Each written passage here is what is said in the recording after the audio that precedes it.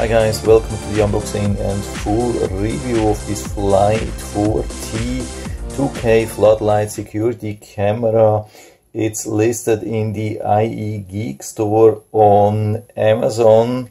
It has a lot of good reviews there, and here are some of the specs. It's Wi-Fi, two-way audio, 2K resolution, waterproof night vision, PIR motion detection, supports up to 128 gigabytes memory card, really strong floodlight. We have to use it with power, and we have multi-user sharing. What's really interesting with this camera is that it's working with the Cloud Edge app, which I'm using since quite some time successfully with a lot of other surveillance cameras. And it's one of the best apps, I would say, so I was really tempted to buy this one because just it has a lot of good features and it's working with my preferred app. And it's the first camera which I've seen which is powered. I mean, it's much more capable than, of course, than battery operated cameras. So I wanted to have this one here. So we have much more functions. We have 24/7 recording. We have this floodlight, of course. And this is something which is not possible with a battery operated camera. Here also similar description, maybe more here. We can see they have even their website and support information. So what I'm going to do in this video is I'm going to show you everything what you get in this box. I'm going to show you how to set up, how to mount. I'm going to show some daylight footage, nighttime footage, also how the floodlight works. So basically everything. So let's check what we get in the box. Of course, some instruction manual. Yeah, that's a little bit too much to show everything, but they have their website, they have their support. Shouldn't be too difficult to get additional information. Then here's the floodlight itself, really heavy thing. Yeah, it's definitely not a toy, it's pretty heavy, pretty solid. And here's the mount and some installation material. And what's also important to know that it comes in this really nice protection, so nothing can happen. You don't have to be worried that you get a damaged one. Yeah, still wanted to show you a couple of things here which are mentioned.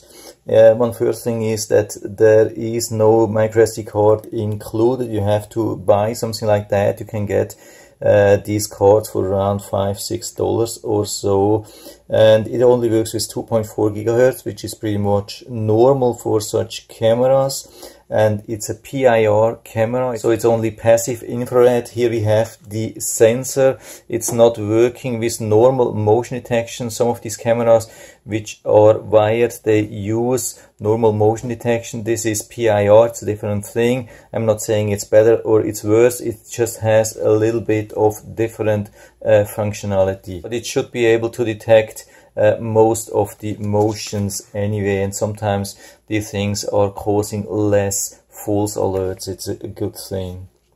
By the way, regarding the third-party support of the footage, yeah, Cloud Edge usually can only work on mobile phone, but there are some emulators available like BlueStacks where you can use it then on your PC as well. Then here's some instruction regarding installation. There's a whole lot described about the wire. The wire is a big thing here. You can see that here.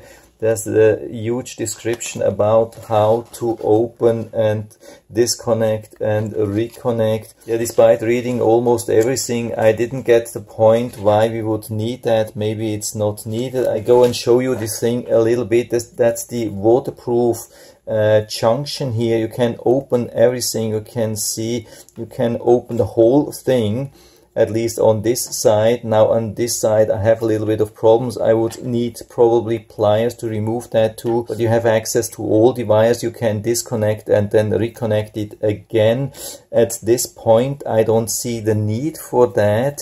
There's a huge description about how to do that, but I'm not planning to do anything like that. I'm just closing it again. What I have noticed is that the wire is very short. You make sure that this is properly closed and watertight again. So you can see the wires maybe a little bit more than 2 feet, very short. If you're not planning to mount it very close to an outlet, you need an extension cord, of course, and it has a 3-prong plug, so make sure that you have also this grounding. Of course, you could use it with some kind of cheating adapter, which is then only using 2 of the prongs, but then you don't have the proper grounding. Yeah, here we have the lights. Again, very solid thing, really sturdy, strong, I would say, pretty heavy. You can see the speaker. Here we have the PIR sensor, camera, microphone, everything.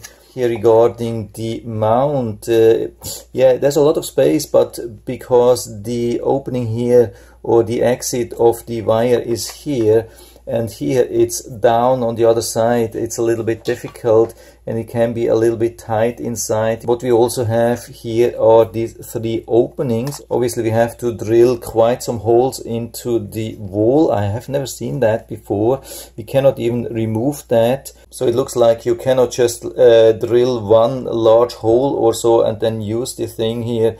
It's not possible because we cannot remove these 3 things, so we have to really drill large holes into the wall for this thing then, and additionally for these screw holders. And what we have to do, we have to align these, looks almost like ears, so this is about how this works. You have to bend down the cable inside and align these ears here on the side, and we have to push it inside. And yeah, here's the exit. So now you can see we have it about how it will be at the wall. You can see these things, bumps are aligned. Now we have the cable here and it's coming out to the side, so we can have it flat here on a wall, but definitely we need to make sure that these 3 things have enough space in the wall. So I think it should be possible to mount this on a wall with these 3 screws here, 1, 2, 3, and then put the whole thing back and then use another 2 screws here on top, and it should be possible, but it can be really tight because we have to mount this first and then put the light on top after that. This can be a little bit of a challenge. So maybe I should show you that from the side. Here we have these metal things, and here we have the plastic, and so the screws have to go through the metal into the plastic. This is what I see how this should work. And then you need on top, you need these 2 screws here to go into these threads here. And regarding the joints, you can see how flexible these are. We have these nice screws here, so we can bend this thing in a lot of different positions, and then another screw here where we can rotate it left and right a lot, this thing here as well. And of course also the camera a lot to the side, as you can see, even a lot down and up, so everything is super flexible here. So I'm plugging in the camera now and try to connect it with the app. We already have a red light here. I hope it also works like this. This is the only position which I can do at the moment. So here I have my app. I would say we have to click on the plus, and yeah, it's a floodlight camera, of course. Power on the device. Yeah, we have this already. You can see the red blinking light. And what's important here, we have to be connected to the same 2.4 gigahertz Wi-Fi, which we want to use also for the floodlight camera as well. So go to the settings and Wi-Fi. And what I'm using here is a combined 2.45 gigahertz network. This is usually working as well, so I'm connected here. So let's go back to the app, click on next. By holding the reset button for 5 seconds. Yeah, there's a for the indicator light to flash red. Yeah, there's an opening here which you can use. Also, you have to insert later on the microSD card, but we can do that later. We already have the blinking light. I mean, for the first time when we set it up, we don't have to reset, so it should actually work. Yeah, so we are here at the network setup. And again, that's the combined 2.4 and 5 gigahertz network, and it should work actually. So we pick the QR code configuration. Protective film from your camera lens. Yeah. Tap next to show your QR code. Then hold the code in front of the camera lens at a distance of 5 to 8 inches. Yeah, remove this camera protection now and hold it in front of the camera. Let's see. Yeah, of course we have to click on next before. Now that's the QR code. Let's see if it can read that. I guess that was the confirmation. We click on next. Please wait a moment. Yeah, it took a little bit of time, but now we are ready here. So it looks like it will add two devices, a camera and the floodlight. We can change the name if you want, but I click on done. Let's see if we have already connection. That's supposed one here. Let's click. Yeah, okay, that was a little bit too loud. We are so close, we have to make sure that it's not doing this crazy audio thing. And so we have already a nice image, but of course it's on the wrong side. I have to turn this thing around, but make sure that you don't do this too much or rotate it back, because there's a cable inside. If you do this too much, yeah, then it will be game over for the cable, of course. So we can go to HD, that's really, or even full HD, and the picture will be much better, and of course. So we are on full HD. Let's see, we can make this larger. Yeah, definitely good image quality, and you can see we can even zoom in and read everything. So image quality looks really good. I can't show you everything here, it would be too much, but of course we can use live recording. We can take an image, we can turn on and turn off the motion detection, we can turn on the light. You can see that here. Yeah, that was pretty strong. You can see how strong the thing is. It's crazy. Directly from here, if you are on the camera and you don't see enough, you want to have a really good image, especially in color. That's the big thing here in color. We can do this directly from here. So I'm going to install that, leave it on for a little bit, and then show you some footage. Yeah, of course, I almost forgot to show you one of the most important things here. We can open this thing and then we have to insert the card. Let's see which is the proper direction. Yeah, probably it looks like we have to point the pins to the front. And don't be scared, the whole slot goes a little bit to the front, so it's a little bit leaning. You can see it goes into this direction, then we have to push it inside, but we can also release and take it out if you want again. So I push it inside and cover it nicely.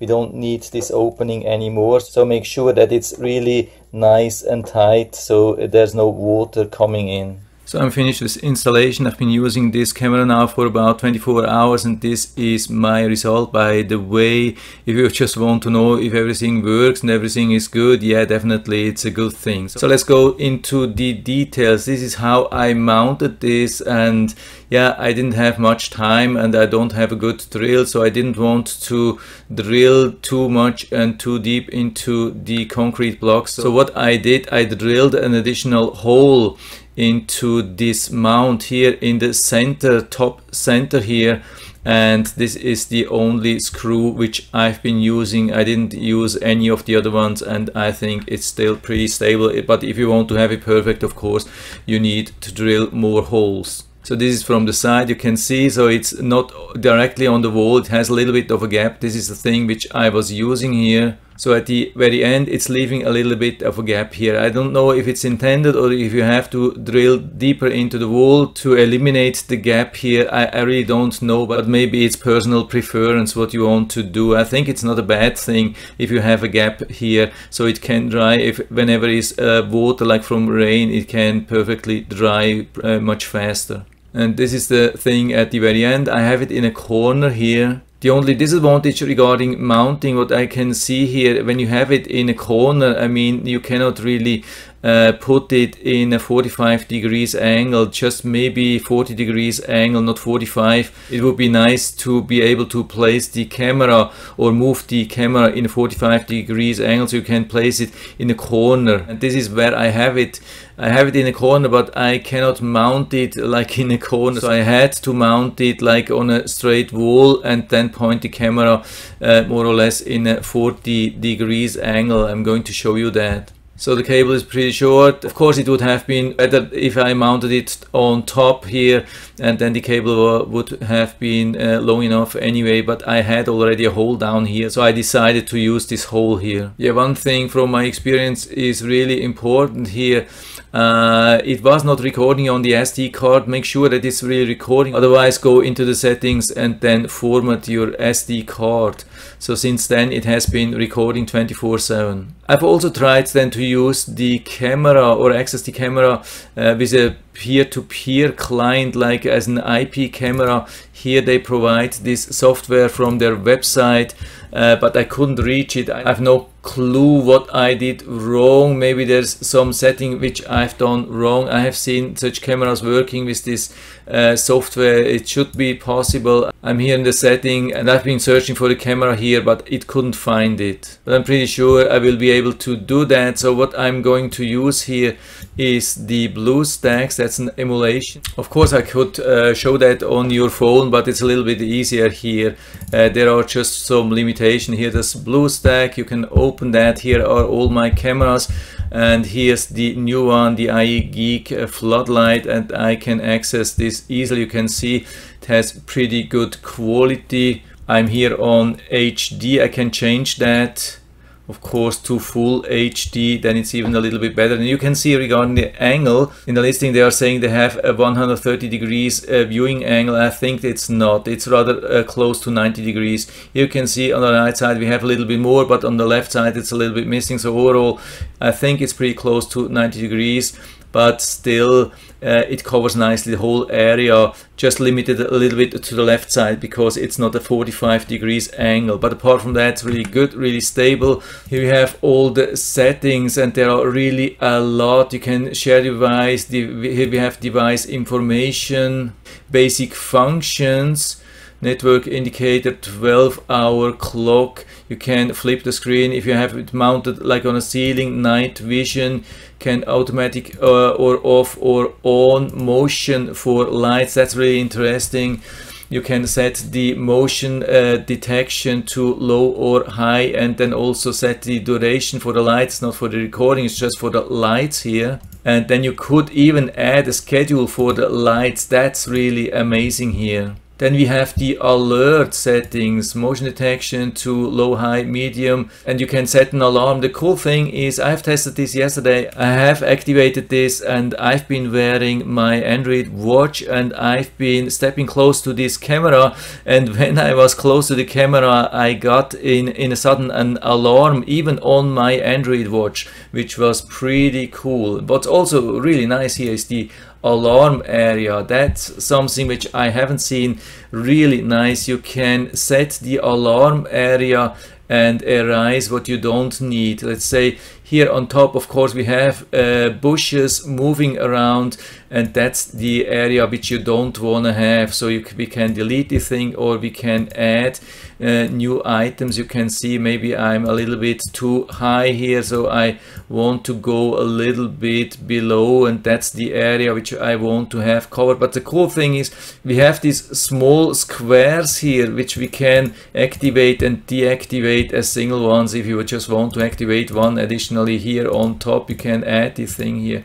It's really nice. One of the best settings which I've ever seen. When you think it's good, then you can save it. And the detection is really good. It's definitely the best detection which I've ever seen. We have also noise detection, low, medium, high. I have it on low, and it has also been showing some detections. Then record management, you can decide if you want to have full day recording or just event recording. Then you can see the capacity what you have. Then you can integrate Amazon Echo or Google Home. Then you have some advanced features, and that's the on with. That's the thing which I was showing you.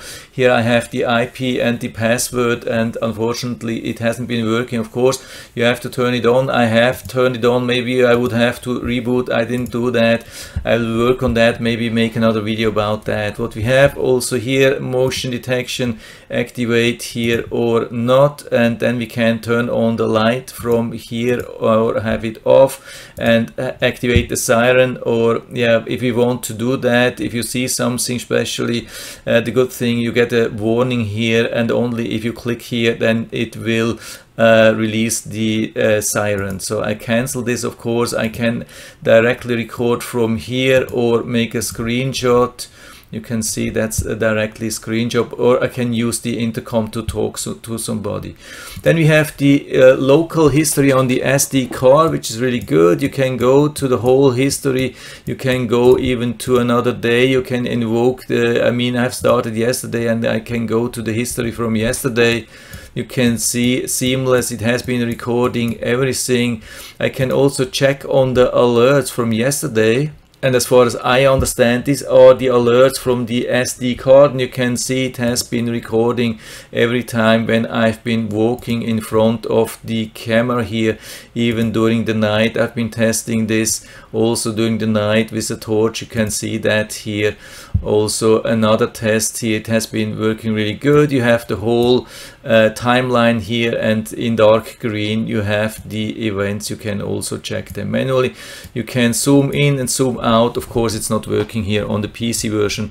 It only works, I think, on the app on your phone, because then you have multi-touch here. I don't have multi-touch. And then we have the same thing in the cloud. I have activated the free 7 days cloud, and we have same alerts here. You can see same thing here. Also the alerts during the night, same thing. I think it's not a big difference. You can see the alert here as well. Then we had the other one here. Of course, it's a PIR. It's not always instantly recording, but usually it has been doing a good job. You can see here, yeah, when I just walked around the corner, even better than in the cloud.